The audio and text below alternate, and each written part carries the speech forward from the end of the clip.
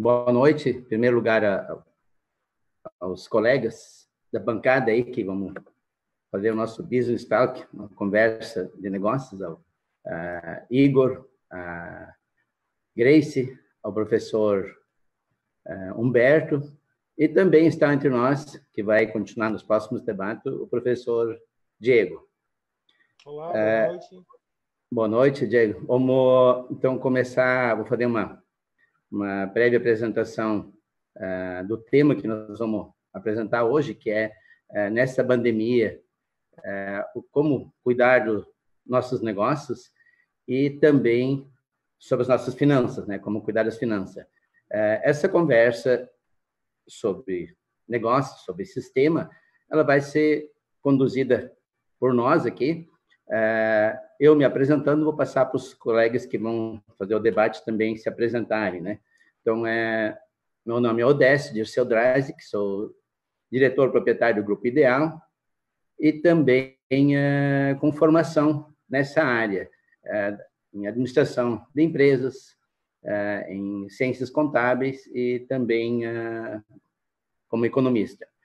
Com pós também nessas áreas, na área contabilidade gerencial, na área de administração financeira e economia na área de desenvolvimento empresarial.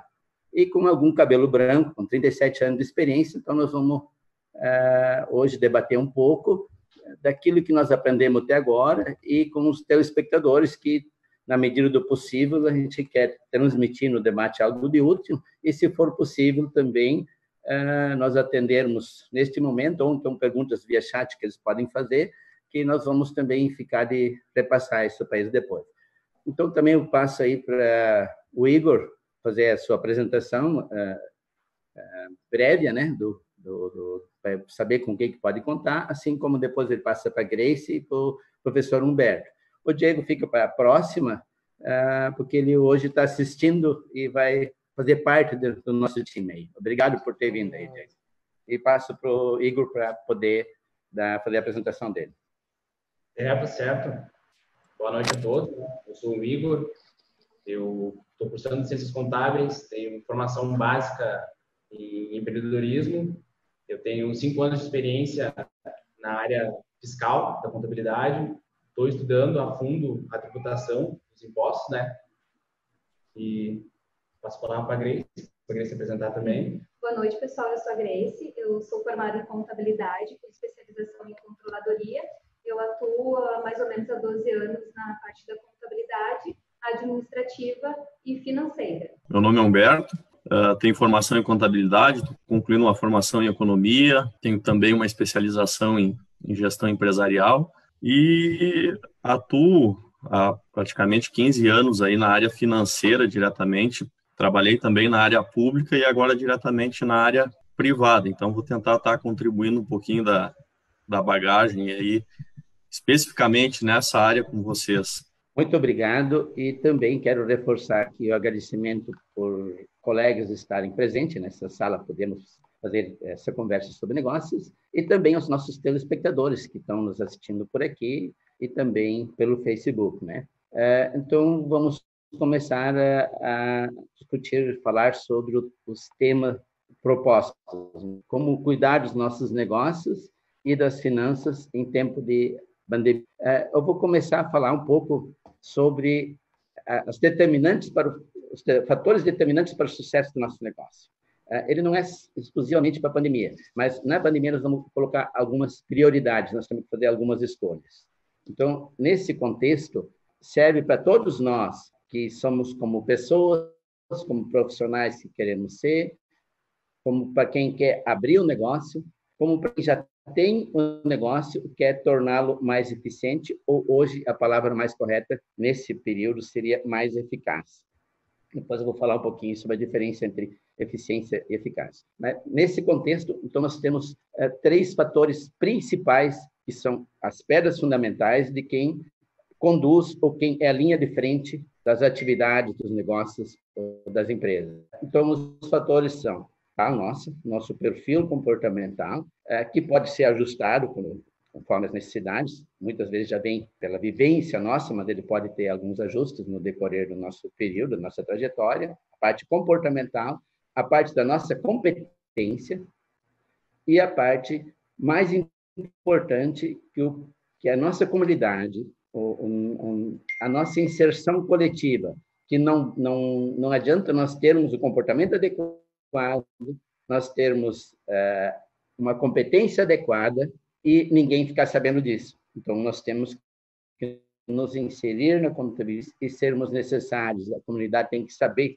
que nós temos essas qualidades comportamentais e de competência. Então, nesse sentido, eu vou até mostrar na tela só rapidamente. Desde 1928, William Marston criou, sincronizou, sintetizou a parte comportamental das pessoas em 4 grandes grupos.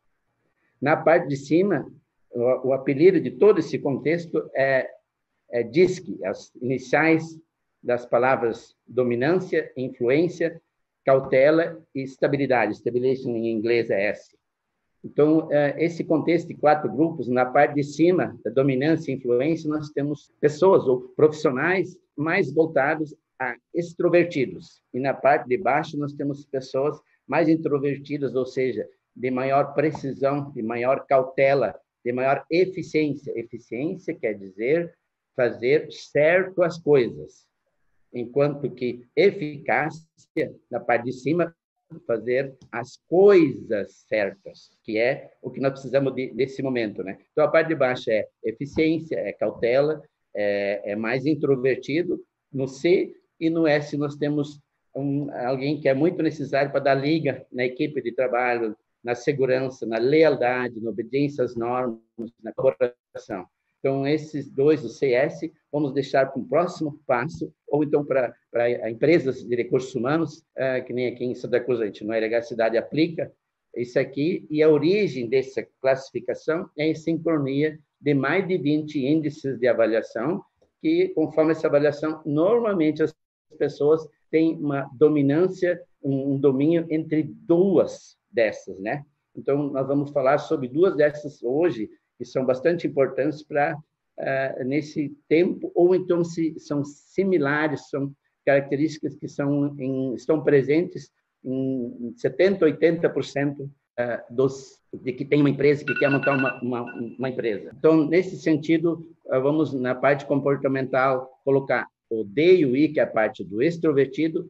As pessoas têm que ter a escolha certa, escolher o posicionamento da empresa, fazer escolhas entre o mix de produtos, fazer escolha na equipe. Então, nesse sentido, a parte de atitude é importante, que completa a parte de cima de pessoas extrovertidas, fazer certo ou errado, tem que fazer para fazer acontecer nesse período. A autoconfiança que a equipe é tão boa quanto a nossa referência, amplitude de enxergar mais do que o óbvio, aquela tarefa do dia a dia, e a determinação. Se eu não conseguir fazer certo na primeira, eu tenho que conseguir ajustar os erros e acertar depois. Então, isso é importante no comportamental. Eu vou ter que ajustar um pouquinho para nós acelerar. Na parte de competência, que isso é comportamental, na parte da nossa competência, nós temos o conhecimento, que ele é adquirido na escola, ou então é pela observação do dia a dia da nossa vivência, ou então através de assessorias, franquias, que nos dão um acompanhamento até nós estarmos no trilho correto. Competência é conhecimento mais habilidade e sabedoria. Como é que se adquire habilidade e sabedoria? Pela assertividade das nossas experiências. Quando nós repetidamente fizemos alguma coisa, nos tornamos hábeis e com sabedoria. E se nós temos conhecimento, habilidades e sabedoria, nós estamos competentes para desenvolver determinadas tarefas.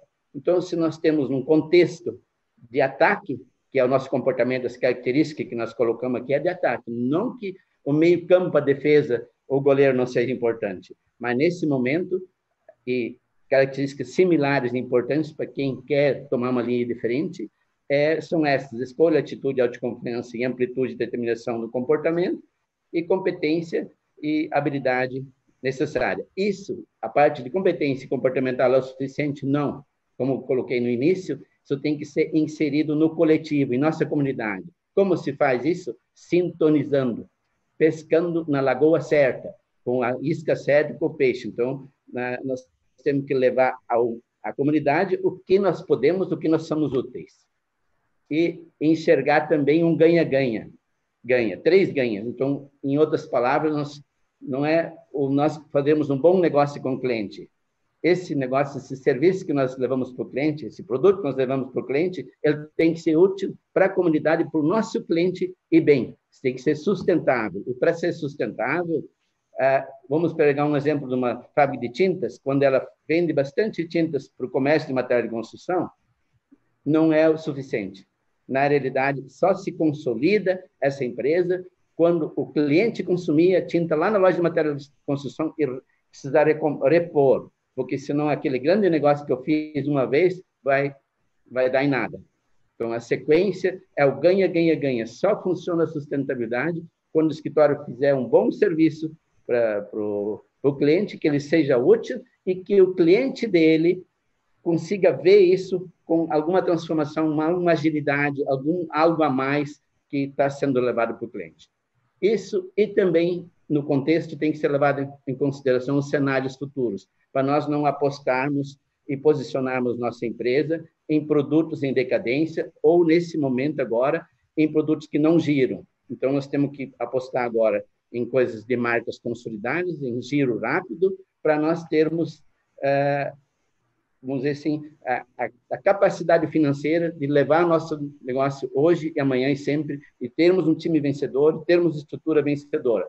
Eu vou passar agora a palavra para o Igor, para ele complementar um pouquinho, porque a parte do negócio ela é um pouco diferente da parte financeira. A parte do negócio é onde, se pegarmos um exemplo de um caminhão, é o frete, é o negócio. E a parte financeira é conseguirmos manter o caminhão, conseguir botar combustível nele. Então, Igor, continua com a palavra, está contigo. Certo. Boa noite a todos de novo, né?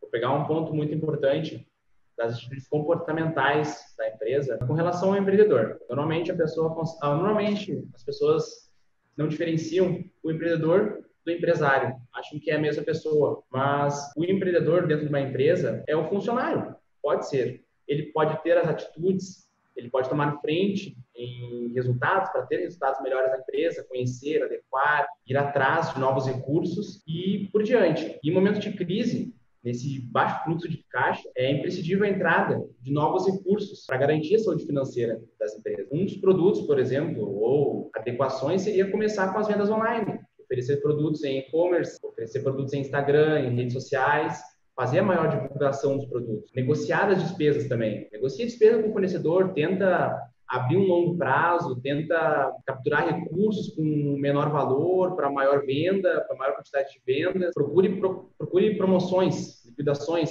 de produtos que estão há muito tempo no estoque, por exemplo. Vamos liquidar esses produtos que estão há muito tempo no estoque, não estão dando giro. Vamos buscar uma promoção boa nesse produto que não está rodando tanto. Tem uma série de fatores que podem alavancar a parte financeira do negócio. Como, por exemplo, também o programa do E-Recuperar, por exemplo, que é uma solução que se torna prática e ágil no procedimento de auditoria de dados da empresa. Muitas vezes, a empresa pode pagar impostos a maior na questão do PIS/COFINS e no ICMS, com a tributação monofásica, o ST, ou produtos tributados, às vezes a empresa está pagando imposto maior e ela consegue segregar esse imposto na receita em até 5 anos atrás. Isso significa, basicamente, que podemos analisar e fazer um levantamento dos impostos sobre esses tributos. Em outras palavras, fazer a contabilidade fiscal da empresa 5 anos anterior, tentando buscar créditos para pagar menos e agregar mais recursos para a empresa, né? Tem outro também que a gente poderia citar, que seria o PRONAMP, um Programa Nacional de Apoio às micro e pequenas empresas,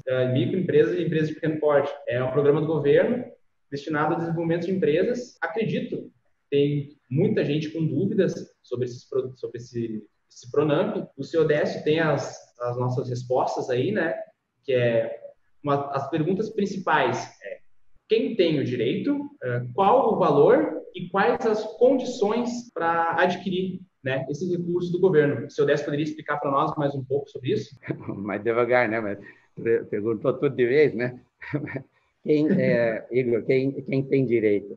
Então, são as empresas que no ano passado tiveram um faturamento até 4 milhões e 800 mil reais. Elas podem ser, a maioria, mais de 90% dos recursos, são destinados para empresas optantes no Simples. E em torno de uma diferença, né? Então, são destinados para empresas que podem ser do lucro real, lucro presumido, ou outra modalidade, que também vão ter, desde que faturaram até 4 milhões e 800. Então, esses são os que têm direito. Quanto eles têm direito? Até 30% do faturamento. Então, se uma empresa faturou 100 mil no ano passado, 1 milhão e 200, ela tem direito a 30%, 360 mil reais de empréstimo.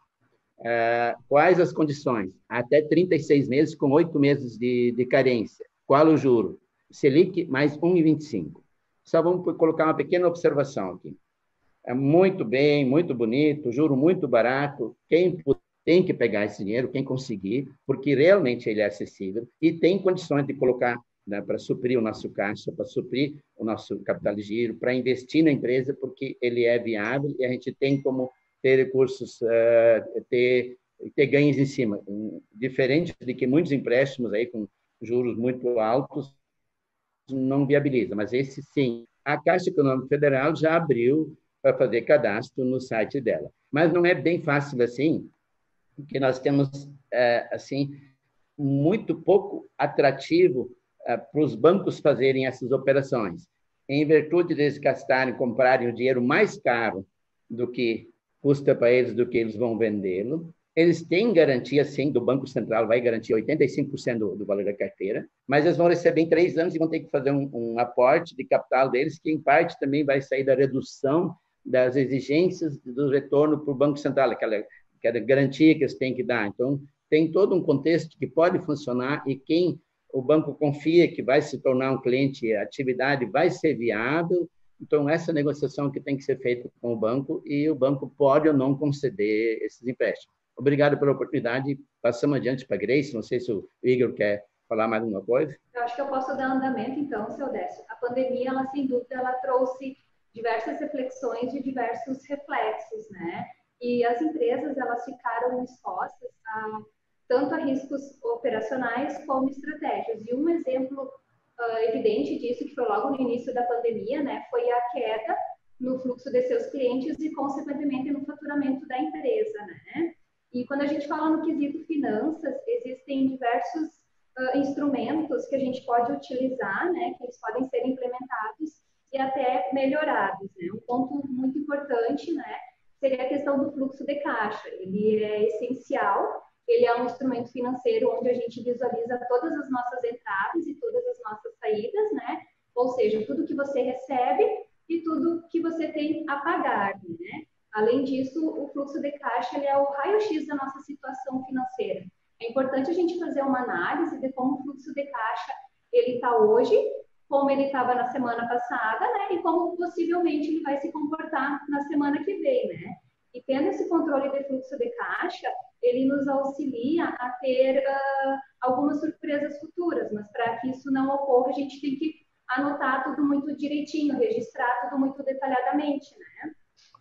Além disso, a gente também, na nossa casa, a gente pode fazer esse controle de fluxo de caixa e as empresas que estão iniciando também. Pode pegar uma agenda, né, um caderno e apontar, dia tal, eu tenho isso e aquilo para pagar. Mas tal dia eu vou receber isso e aquilo. Não deixa tudo jogado na gaveta lá, os boletos, e quando chegar perto do pagamento lá ou de receber, tu não sabe o quanto que tu tem e o quanto tu tem para pagar, né? Fica uma coisa mais organizada e te dá mais segurança, né? Além disso, a gente deve também revisar os custos fixos. Não é porque é um custo fixo que ele é necessário, né? Nesse momento, a gente tem que ver o que realmente é essencial. E, além disso, a gente tem que também cuidar com os custos variáveis, né? E quando a gente fala, né, de fluxo de caixa, é necessário a gente buscar alternativas de ter, né, dinheiro em caixa, né? E um exemplo disso seria a antecipação de recebíveis, né? Que ele acaba aumentando o capital de giro da empresa. Ou seja, daqui a 30 dias tu vai ter um empréstimo para pagar, tu não precisa te preocupar, né? Estou chegando perto, como eu vou pagar, né, esse empréstimo?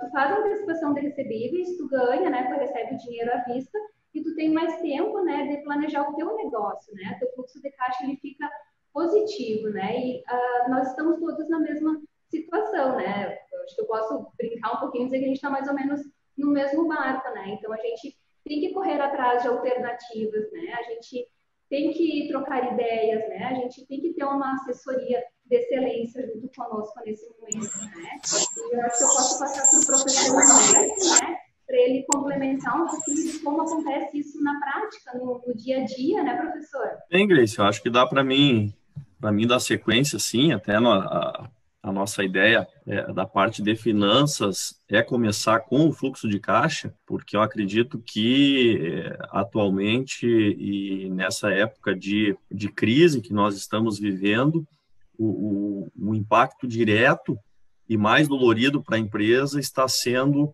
a falta de recursos, né? Por que isso? Porque nós já tínhamos firmado compromissos para frente e chegou um momento que o nosso faturamento acabou caindo, certo?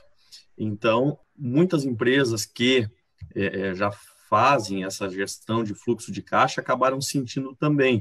Agora, aquelas que não vinham acompanhando ou não têm esse acompanhamento diário ou periódico do seu fluxo de caixa, acredito que a surpresa tenha sido maior, né? Então, como a Grace citou antes e também o Igor comentou um pouco, é muito importante quando a gente fala em fluxo de caixa, a gente está falando de entradas e saídas de recursos. Então, o que aconteceu, o que está acontecendo e o que vai acontecer, nós temos que ter o costume de anotar esses valores. Então, nós temos que trabalhar com projeções de entradas e saídas de recursos, porque isso acaba não trazendo surpresas negativas ali na frente. Com relação ao quê? Chega a semana que vem, a gente tem uma pilha de boletos para pagar, a gente não sabe da onde vai tirar aquele valor, e esse tipo de situação é aquela situação que pode impactar ainda mais no caixa da empresa. Porque se nós tivéssemos um tempo prévio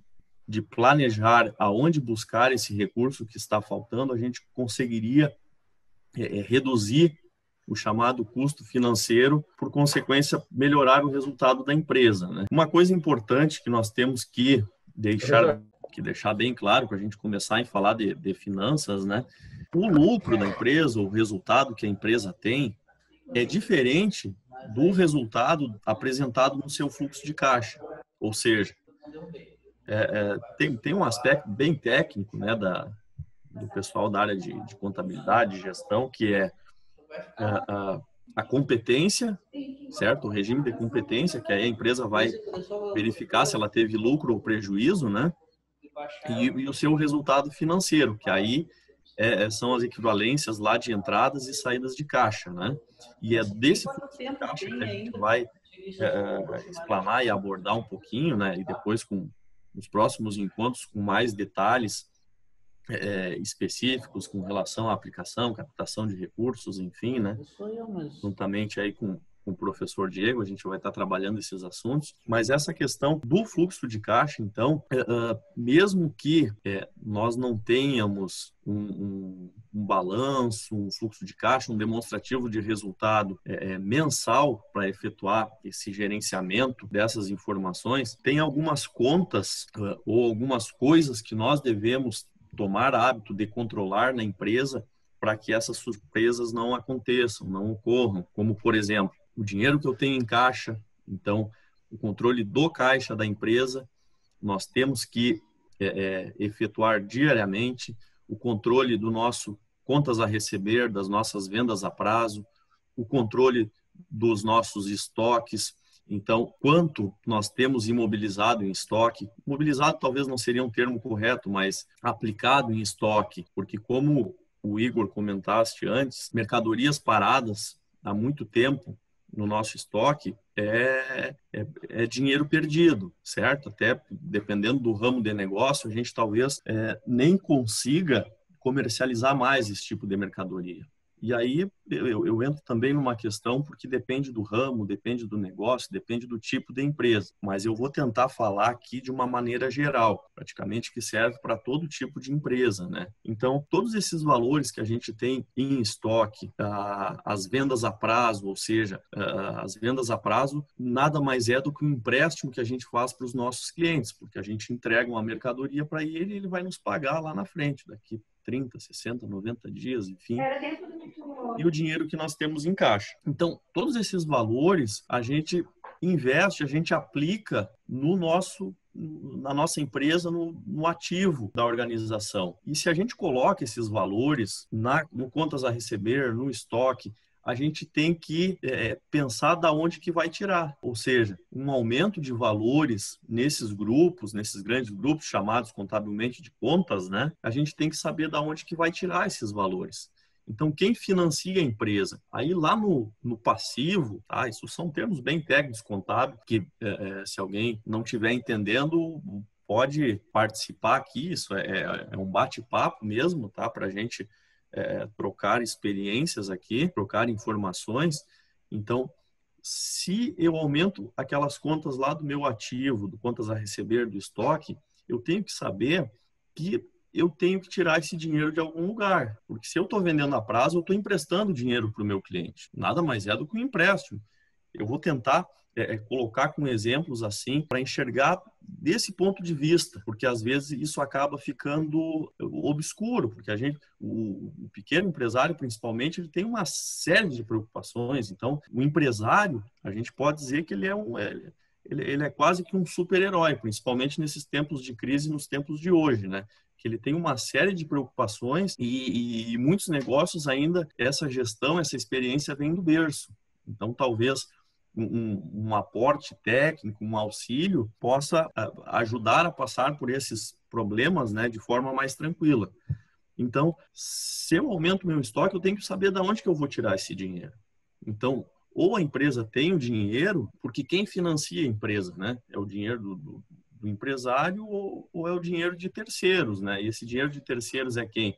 Os funcionários que a gente tem, funcionário, na verdade, ele empresta dinheiro para a empresa, certo? Porque ele começa a trabalhar lá no dia 1º, vai até o dia 30 e recebe só lá no 5º, 6º dia útil. Então, ele trabalhou o mês inteiro sem receber, ele vai receber lá no 5º dia útil. Na verdade, ele financia a empresa. Então, isso a gente conta também como origem dos recursos, né? Origem dos financiamentos da empresa. Os tributos, o governo também, de certa forma, ele financia a empresa. Certo? Aí o pessoal vai dizer assim, mas que barbaridade, eu só tenho que pagar imposto, vai me dizer que o governo financia. Ele financia porque a gente começa a pagar lá a partir do dia 15, certo? A grande maioria aí dos tributos. Então, de certa forma, a gente vendeu o mês inteiro para pagar a partir do dia 15 do mês seguinte, sabe? Então, o governo também é uma fonte de financiamento da empresa, certo? E aí depois nós temos um dos principais assim financiadores que vão impactar diretamente na nossa necessidade de capital de giro, e depois eu vou abrir um pouquinho mais sobre isso, que são os fornecedores, porque o maior negócio é a gente conseguir prazo com fornecedores, né? Porque dependendo da quantidade de prazo que eu receber, para dar um exemplo bem claro como isso funciona, essa fonte de recursos e essa aplicação de recursos no meu negócio, no chamado capital de giro, né? Porque o capital de giro nada mais é do que o capital que está girando entre as atividades operacionais da empresa, certo? E o que seriam atividades operacionais? Comprar mercadoria, colocar no meu estoque, vender a prazo, depois da venda a prazo eu transformar isso em dinheiro, então vender à vista e transformar em dinheiro diretamente, comprar novamente do meu fornecedor, eu pago o salário. Então todo esse capital que está girando nesses grandes grupos aí que eu falei, ou contas, termo mais técnico, né, vai determinar o quanto que eu preciso de dinheiro. E se eu tiver menos financiamento de fornecedor com relação a prazo, principalmente, né, porque a gente fala assim, não somente em valores, mas também em questão de tempo, né? Por que a questão de tempo? Porque nós podemos efetuar várias compras dos fornecedores de valores pequenos, mas isso pode gerar um volume muito grande. Então, dependendo do prazo que eu tiver para pagamento, isso vai impactar diretamente da quantidade de outros valores, outros recursos que eu vou ter que buscar. normalmente no mercado financeiro, certo? E eu acho que até o professor Diego vai trabalhar mais detalhado sobre essa questão de captação de recursos no mercado financeiro, então essa parte aí eu não vou me deter muito, tá? Mas então, o que a gente tem que fazer para a gente diminuir, porque o nosso problema realmente é a geração de caixa, né? Principalmente nesse momento de crise. Como o Igor colocou muito bem lá na introdução da fala dele, né? Que nessa época a gente tem que se reinventar.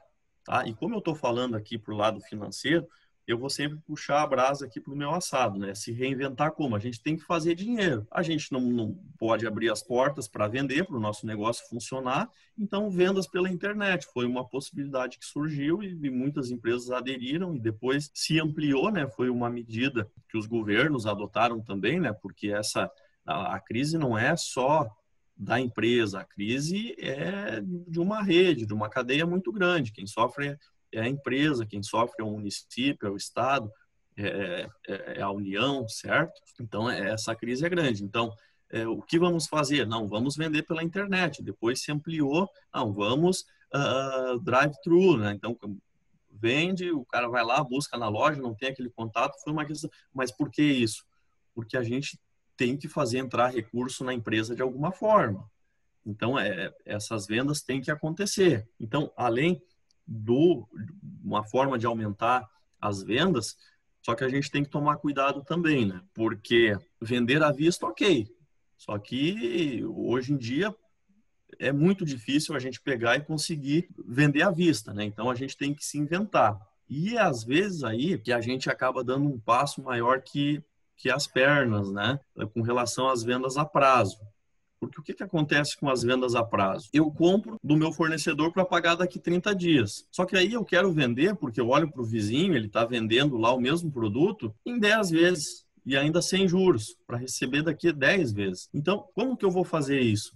Eu até posso fazer, mas aí vocês não esqueçam daquilo que eu tinha comentado com vocês. Um aumento de todos esses grupos que eu falei, contas a receber e estoque, vocês têm que raciocinar da onde que vocês vão tirar esse recurso que ficou aplicado ali, porque as vendas a prazo na verdade, um empréstimo para o seu cliente. Ah, mas e como que a gente resolve isso? Primeiro, fornecedor. Então, a gente tem que negociar da onde que vem essa mercadoria que eu estou vendendo lá com o nosso fornecedor. Dizer, olha, e principalmente nesse momento atual de crise, essa rede, ela entende isso. Então, é muito importante a gente pegar e ter o diálogo, né? Então, conversar porque todo mundo está no mesmo barco, certo? Então, essa questão de prazos com fornecedor e de prazos com cliente, ok, temos que aumentar faturamento, temos que vender a prazo, ok, vamos vender, não vamos perder a oportunidade também, porque a gente tem outras opções, né?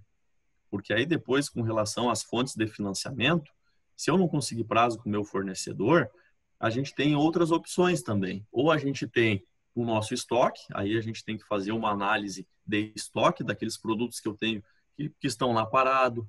E quando eu falo em controle, eu vou fazer um parênteses, tá? Porque eu já trabalhei situações o seguinte, um exemplo.